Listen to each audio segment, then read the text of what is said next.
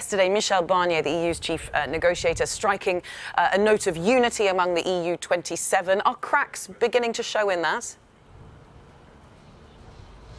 Absolutely. Well, to quote Josep Borrell, that's the Spanish Foreign Affairs Minister, he said yesterday, during negotiations like this, there's always a couple of surprises at the last minute that one needs to be prepared for. And he said he found that surprise over the weekend as he was reading through those 585 pages of the draft withdrawal agreement. And they refer to Gibraltar, that over British overseas territory in the south of Spain, a territory of some 6.7 kilometres, the home to about 30,000 people. He said the future of Gibraltar should always run through the Spanish government in Madrid, and the territorial scope was in those negotiations regarding the withdrawal agreement. He said he doesn't have enough clarity on that issue, and it's something he'll be seeking in the next few days. And France as well had a number of issues when it comes to fish and the access of European fishermen to UK waters. And other countries like Belgium, the Netherlands, Denmark and Germany were worried about the access that the UK will have to the customs union during that withdrawal agreement, believe that the conditions would not be strict enough. They're referring again to this level playing field that comes up a lot when you're sitting in a room with European ministers from all around the bloc. And Maeve, are these issues, as you call them, likely to be resolved before Sunday's summit?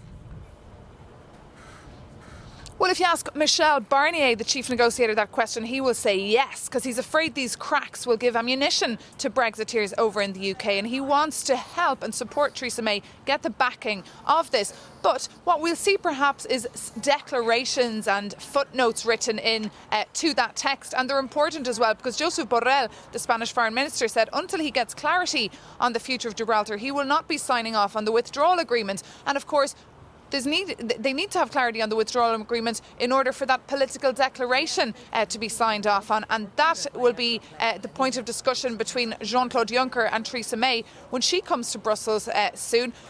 Ambassadors will be meeting on that note to discuss that today and prepare, of course, for that summit that will be taking place here in Brussels this Sunday at 9:30, with a press conference planned for about lunchtime. Well, just tell us a little bit more about what we can expect through the day on the Brexit front from Brussels. Well, right behind the scenes, there's a lot happening. The Brussels machinery has kicked into action since that withdrawal agreement was presented last Thursday mornings. Behind the scenes, diplomats and ambassadors from all the various EU member states are preparing that political declaration. It was already published yesterday, just some 6 pages, focusing on areas like security and defence, but it will be penned and it will be given some more content over the last few days. It will be a longer, thicker document, and that, of course, will have to be signed off this Sunday by heads of state here in Brussels.